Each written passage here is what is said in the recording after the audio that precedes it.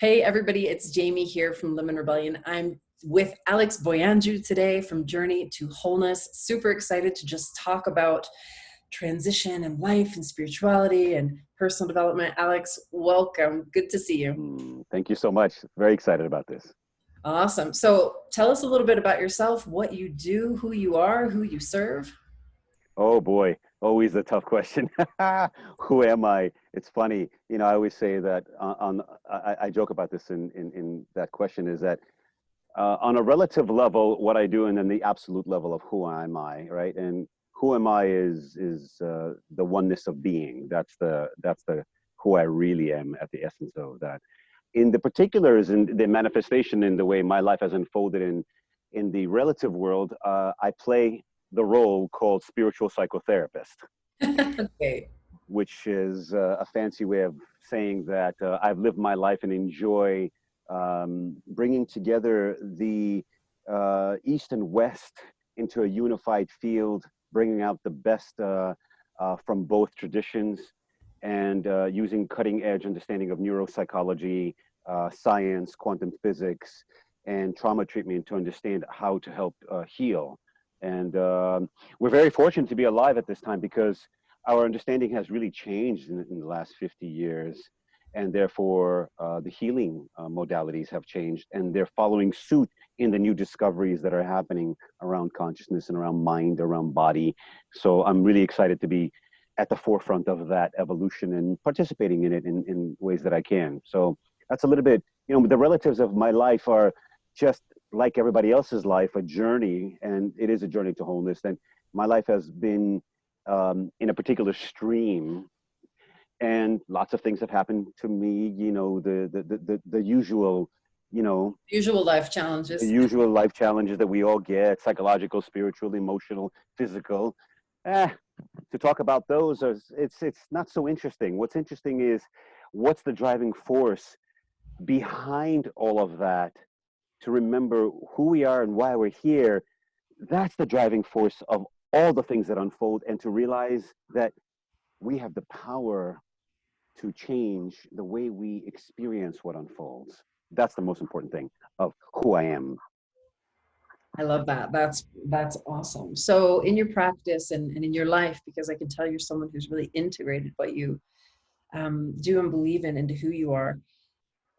What are some of these driving forces that you see present that we may or may not be fully aware of? When we quiet down, and maybe sometimes when we don't quiet down, we can feel an energetic momentum to wanting to experience fullness, wholeness, completion.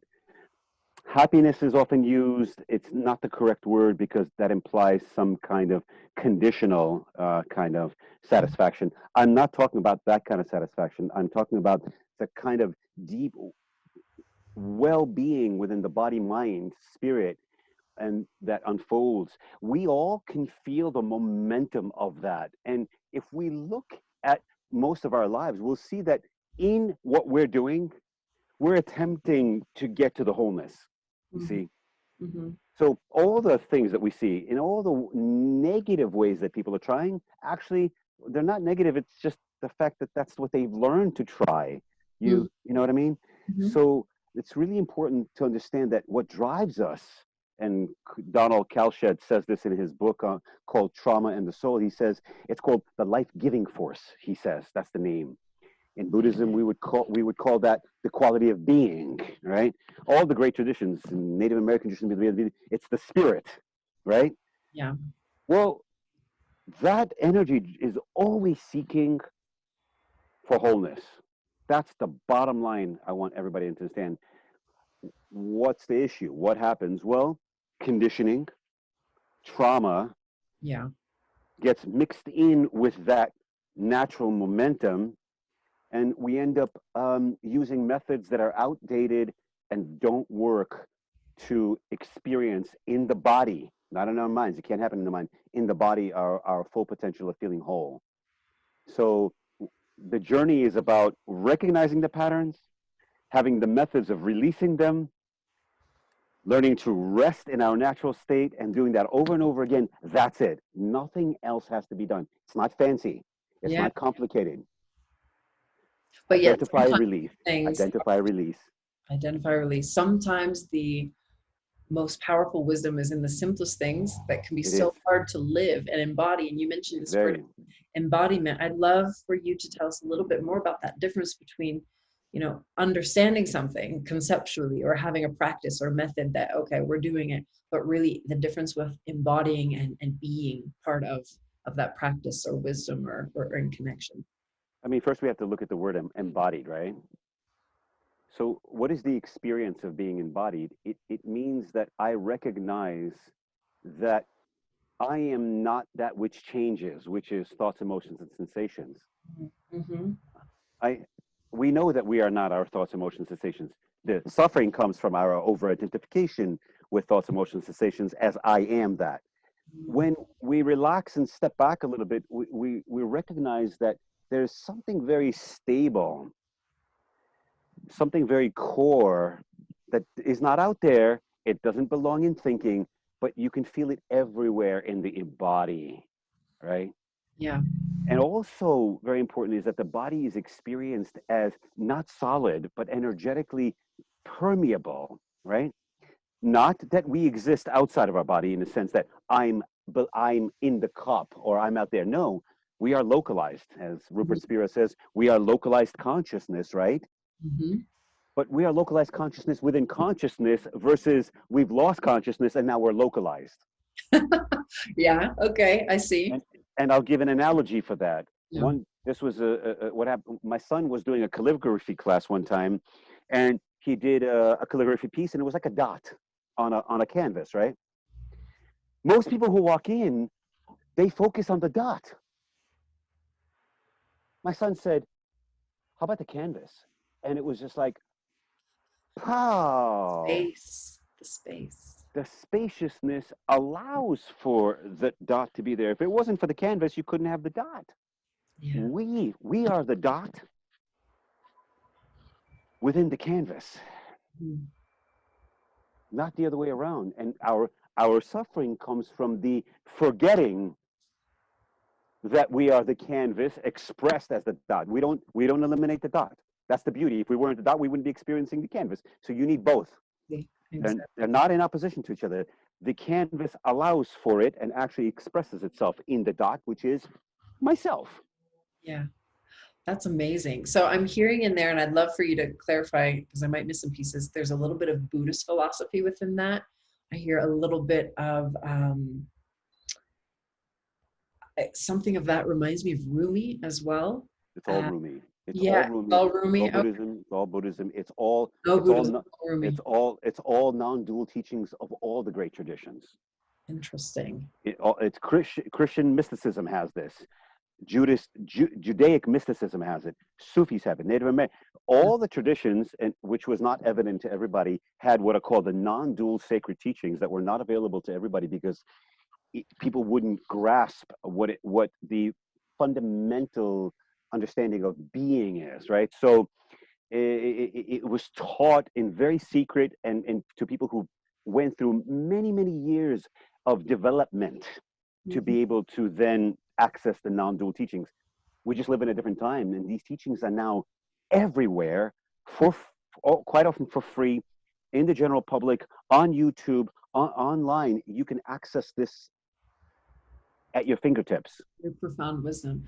Do you feel like that having that more accessible is contributing to this kind of shift in consciousness, or what do you see as the forces that are kind of propelling parts of humanity forward with some of these Sure, thinkings?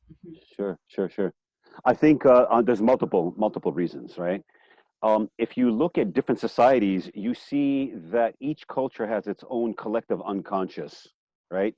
America has its own collective unconscious, China has another one, Russia has another one. So each country has the flavor of their own collective unconscious, the shadows, and so forth. What's interesting is that overall, all those shadows are the same for every place. It's just the way they're expressed, right? So there begins to be a general frustration, as we've seen this throughout history, where people start to say, wait a second, I don't want to participate in the collective unconscious anymore, and I want to break free of that.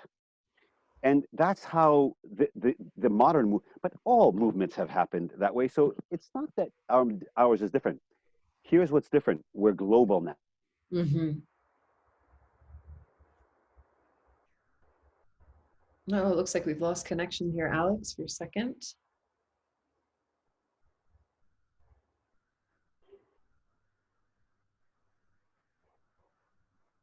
Shoot.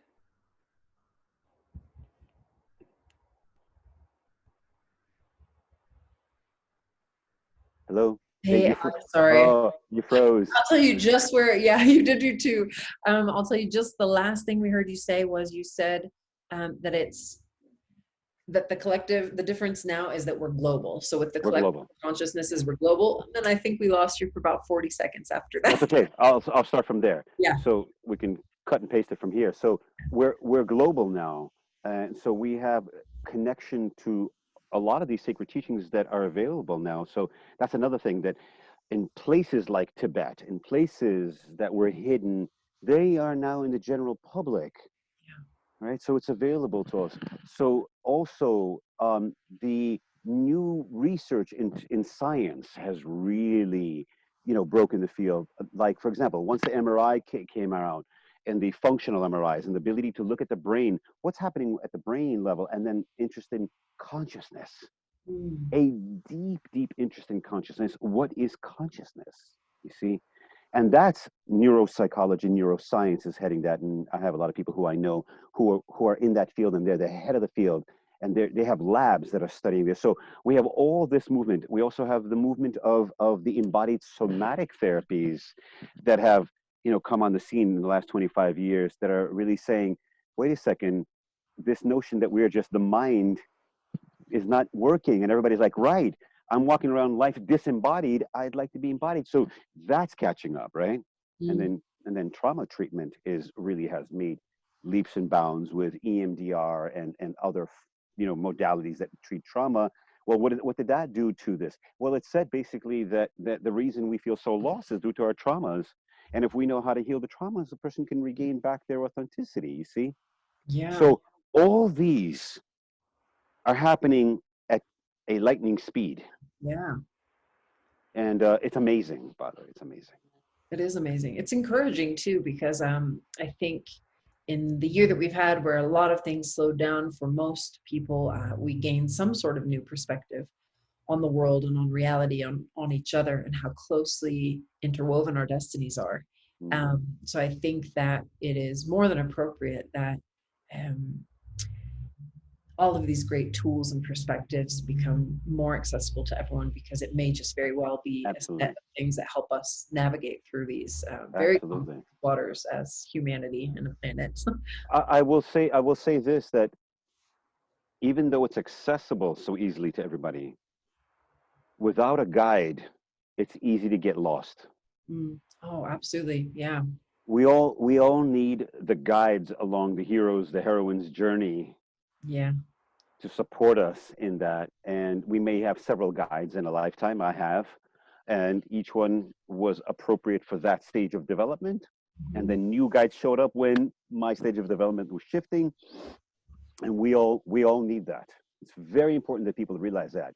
And on your own, it's just a slippery slope, because we're then trying to solve the issues from the stance of being confused about the issues. Sure. And also, I would like to add, maybe this is my own personal experience being interjected, but when you're trying to solve the issues, you can forget, are you the dot or the canvas? And move between those two things and feel very much overwhelmed by, wow, how do I be in the midst of all of this, kind of beginning to develop the new perspective or the greater consciousness, also realizing there are some practicalities here of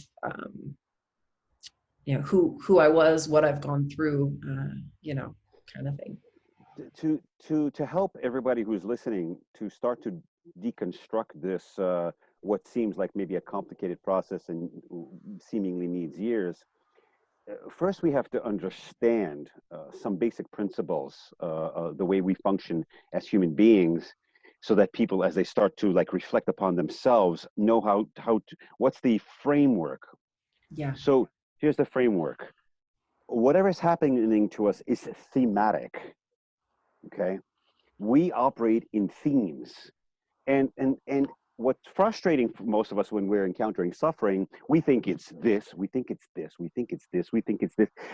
We're lost. We're thinking it's 5, 10 different things. It's the person, it's the job, it's the, and what happens is that unless we understand the theme, all right, it's easy to start to think I'm going to fix this and then I'll get somewhere.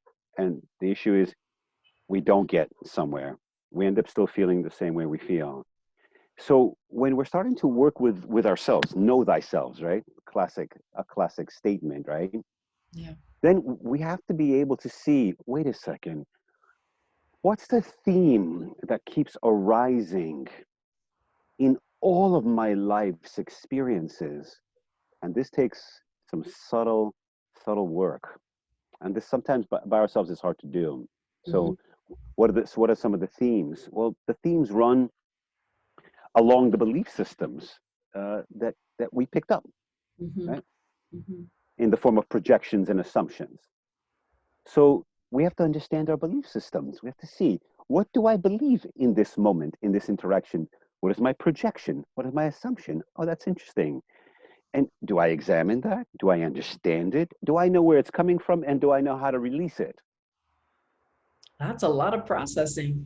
It's a lot of processing. That's why I'm saying to you, it takes Guide helps. a guide. Yeah, to do all that, it's complicated. I imagine, especially as you begin that practice of observing oneself without judgment, with self-compassion, Wow. and all of that. That's a We don't begin. We rarely begin from that place. It's usually quite abusive yeah. and and challenging because we're doing to ourselves what was done to us. Mm. So that's all we know. Mm. And do you see that having a guide or can help accelerate or move you towards seeing those things in a new, more compassionate way? Or specifically, how do you see a guide supporting that process? What do we want usually from our best friends when we're going through something? Just for them to sit and listen. Offer Not not through the ears to listen, right? perspective. There we go. So Mm. therefore, we want them to be present with heart. And you said the word space. Heart space is actually what happens. The quality of openness and spaciousness, quite often, it begins to arise sometimes from our heart chakra. It seems as though that's where it arises from. You agree, right? There we go.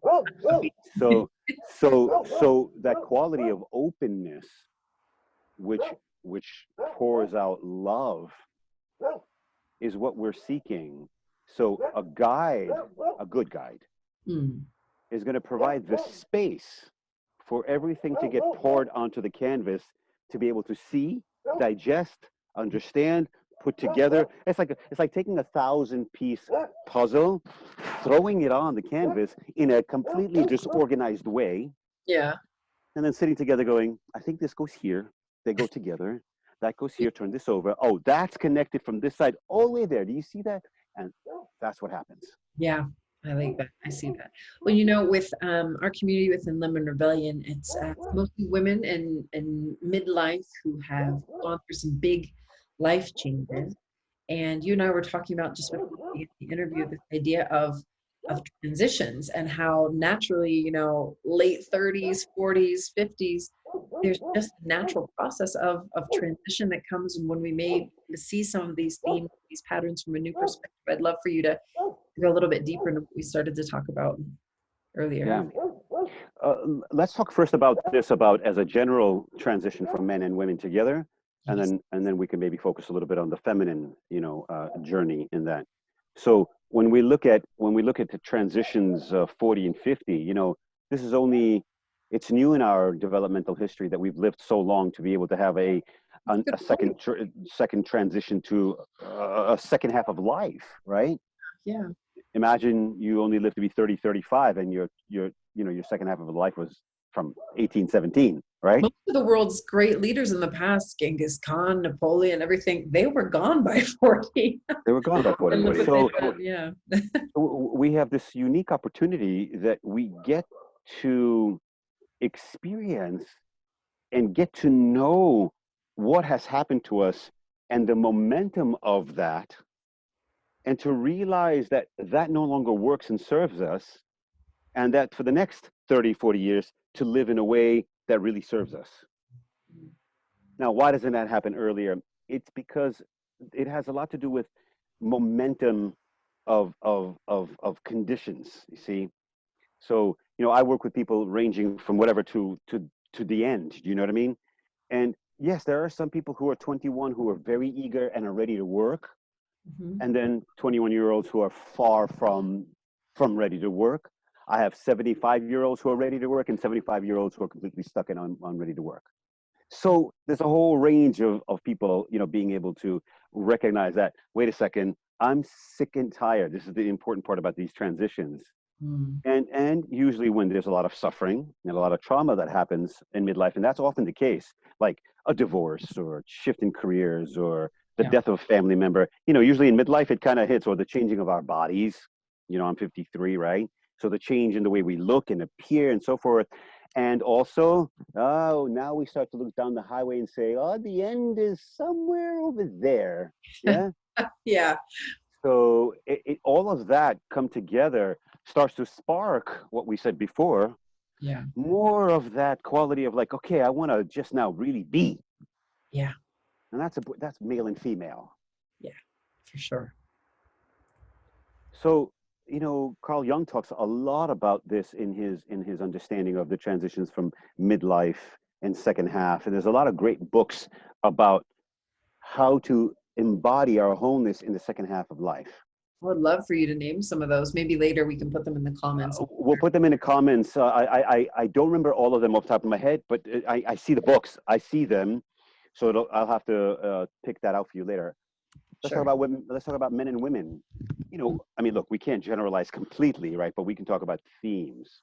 Yeah. So let me ask you a question. This is going to be a reverse for All right. you. Do it. As a woman, what do you find both individually and collectively that you recognize are the themes? I believe for in midlife or in general. Midlife. Um, I believe I see a theme that we have followed a socially, culturally, family-based formula for who we should be, how we should show up. Yes. And but with life, we realized, nope, that didn't fulfill me, Yeah. um, make me as happy as I want, or make me find my greater purpose. I Sure. think that there gets to be that real questioning of, wait a minute, that was not life on my terms.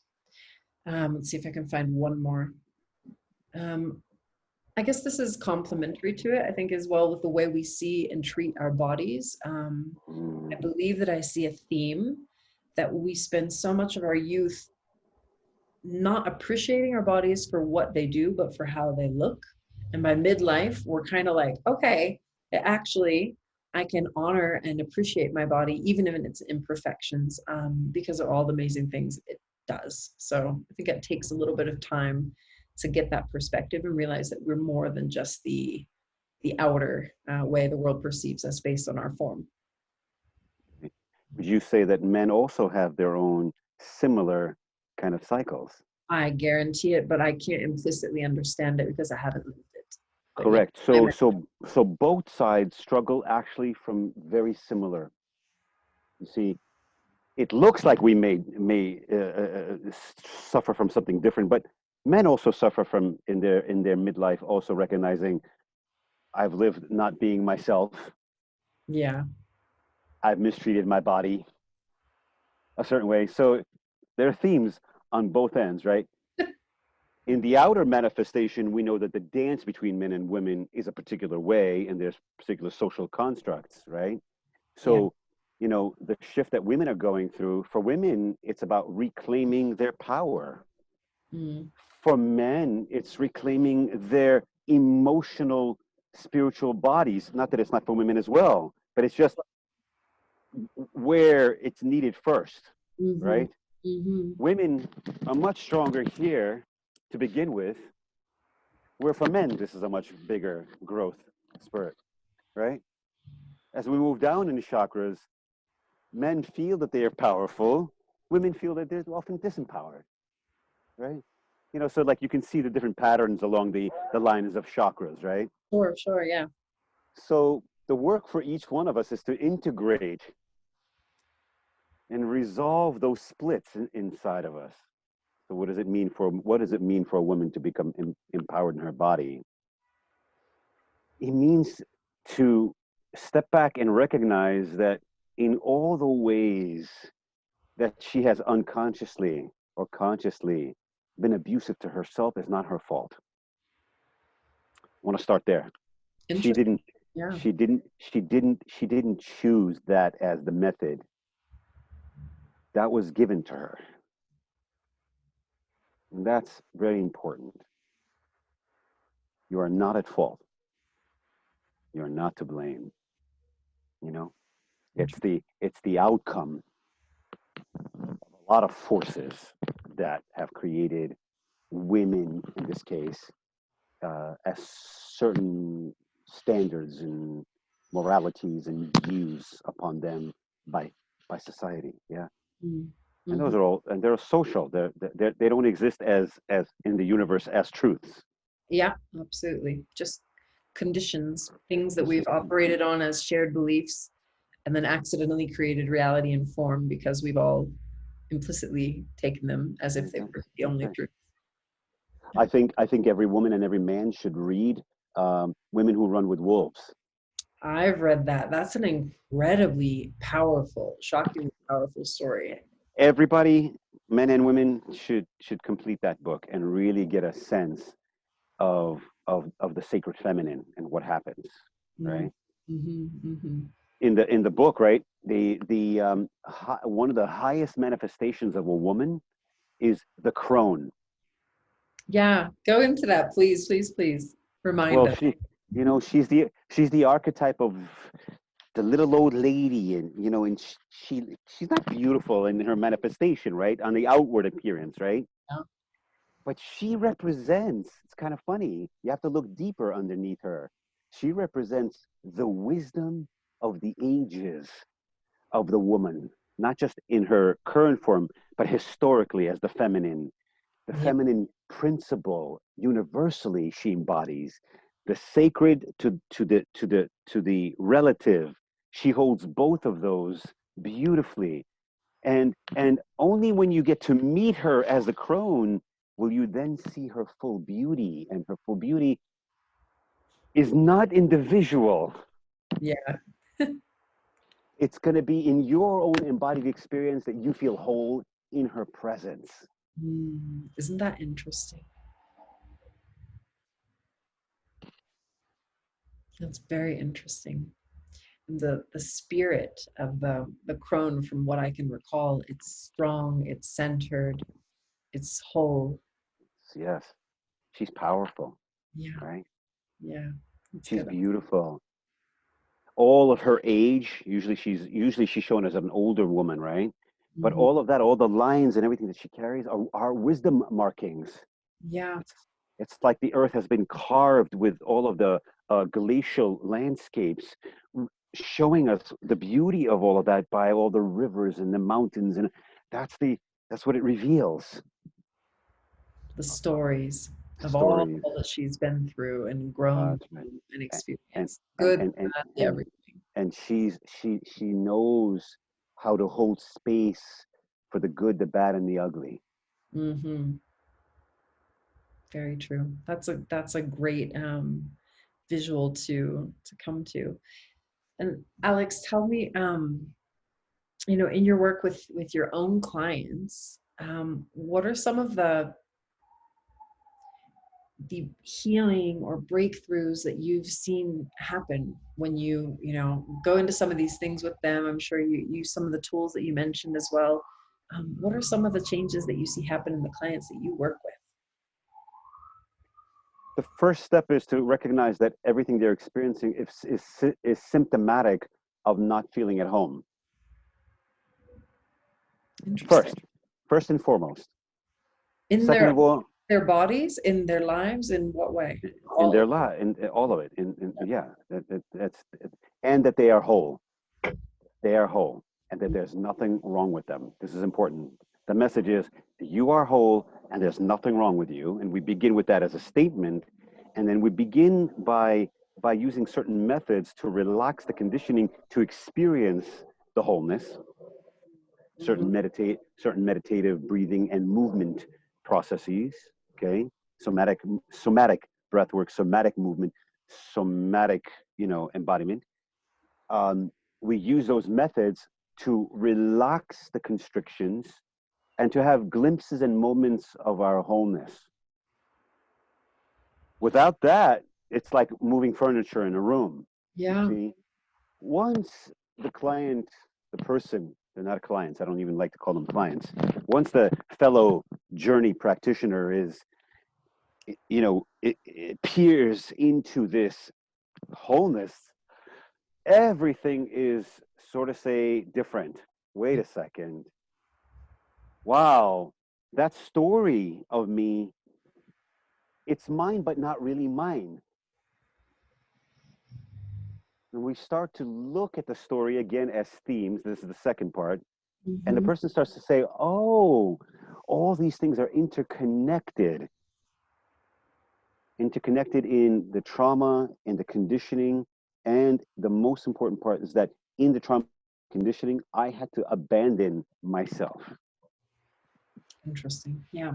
And when I abandon myself, what happens is I don't feel well within myself.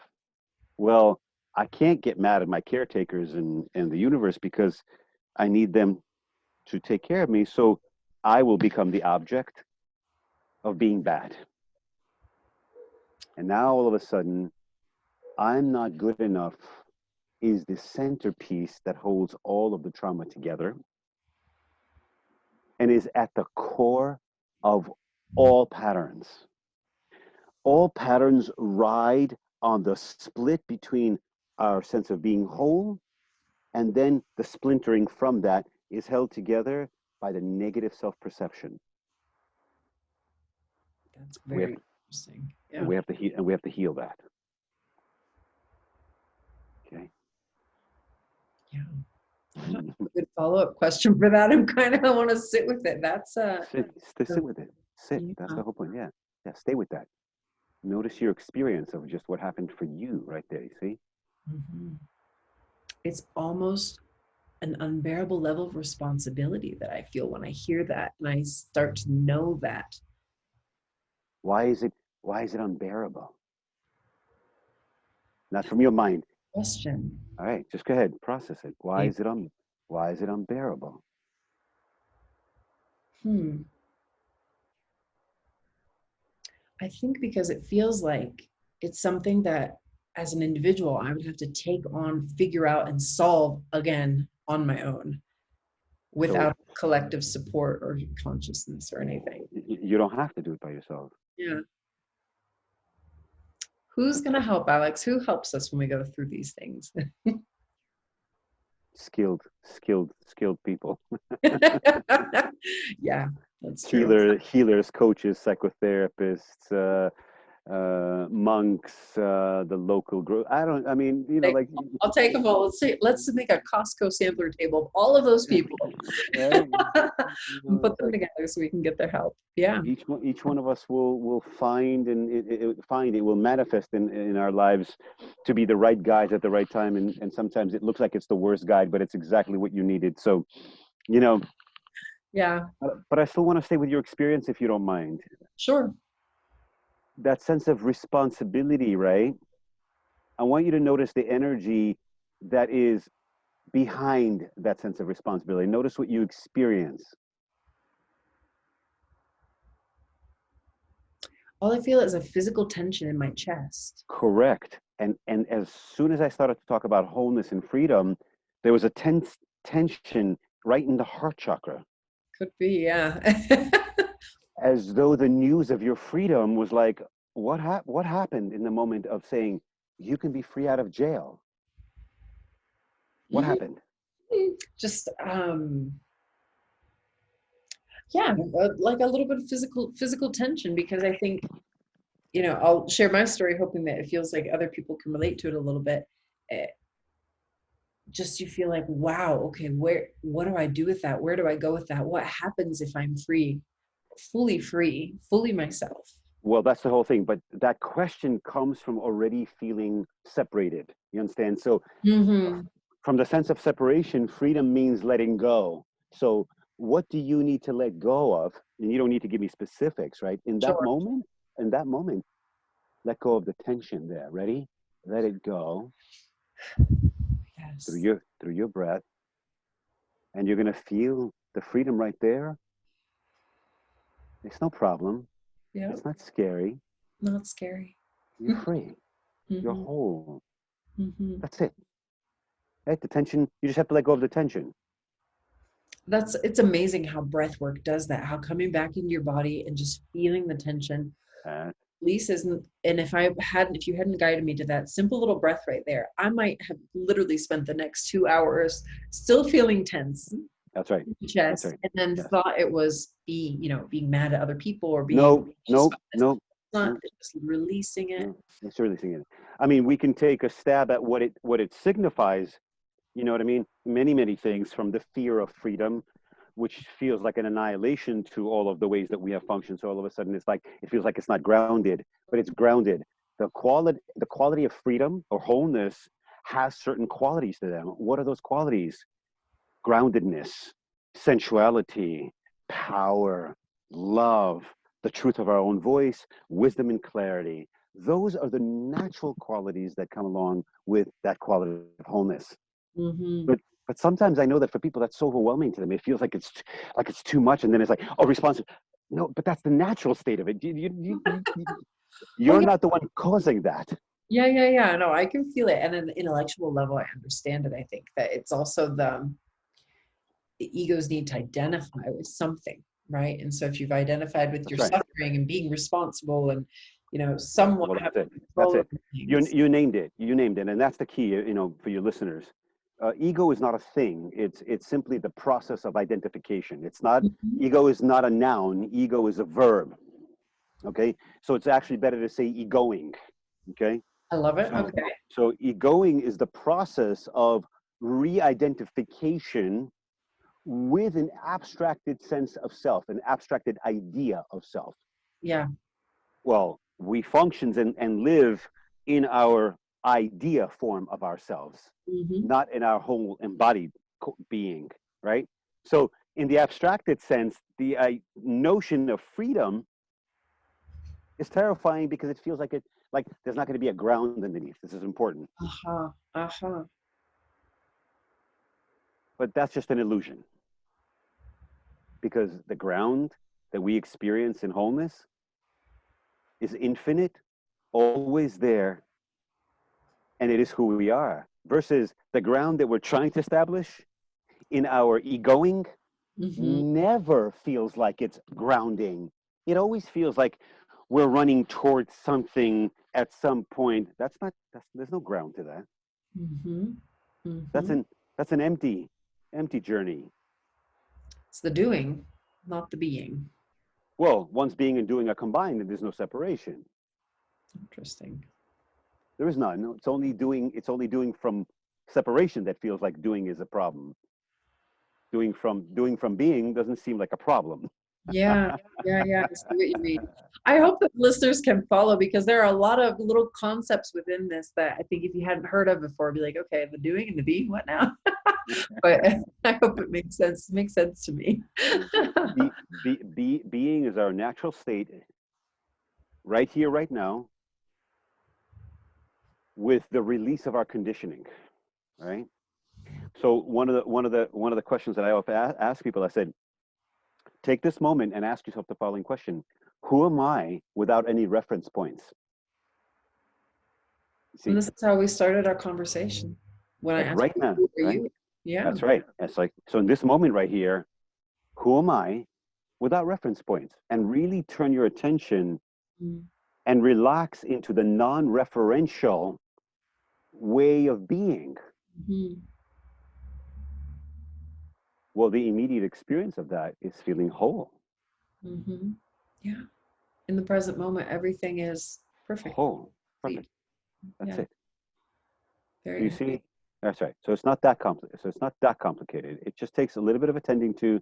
It does require some energy, right, to stay with this, and it does. There's a dedication. Otherwise, the habitual tendencies of egoing are very powerful and very convincing. I love how you say it though, egoing. That's a great way to remind oneself. Um, You're yeah, not fight. You're not fighting with another identity inside of you. right. There's not two of you inside. It's simply the one feeling frustrated that this jacket is too fucking tight. I like it. That's good. Alex, I feel like we could talk for hours and hours and hours. I wish I was there in Greece sitting across the table from you so we could sip a cup of coffee together We'll and do it talk one day. for hours more. That would be amazing. Do Before we another one another time. We'll do another one another time. Heck yeah, I would love that. I'm very, very excited about these kind of topics, and I hope that everyone that listened took away some sort of insight or new perspective. We're going to include in the comments a link to a couple of the books that Alex wanted to share with us, as well as a link to his website so you can find out more about him. Any last words before we close our lovely discussion today? You are whole and free.